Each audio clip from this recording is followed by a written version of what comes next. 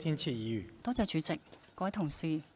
我今日嘅發言主題係提高博彩業嘅競爭力，推動特區經濟多元化，創造新嘅就業，支撐公共開支。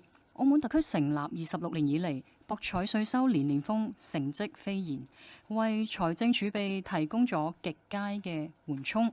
賭牌持續增加，創造咗新嘅工作崗位，增加咗就業，令失業率大幅減少，提振內需，提高咗居民嘅幸福指數。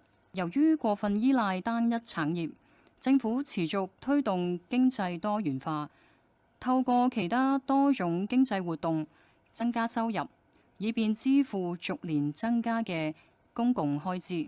然而呢樣並非易事。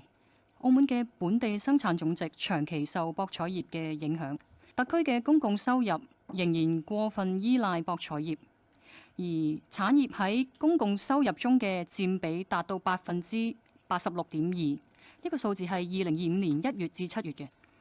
託付收入來源越嚟越困難，充滿挑戰。除非係同博彩有直接或者間接聯繫嘅行業，其他例如非博彩旅遊業等行業仍然冇辦法帶來稅收。而公帑要支付沉重嘅財政負擔，例如輕軌嘅保養費、離島醫院同埋投資與發展開支計劃嘅花招，推動經濟多元不容懈怠。同時，澳門應該推出政策，增加博彩業嘅實力，應該對周邊地區稅收、佣金方面嘅優勢造成嘅競爭激烈。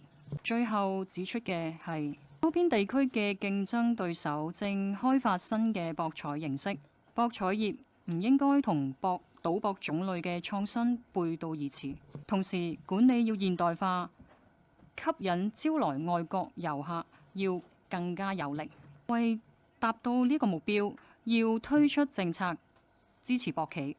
有關政策包括透過澳門國際機場開闢直飛航線，開拓美洲、歐洲、亞洲嘅客源。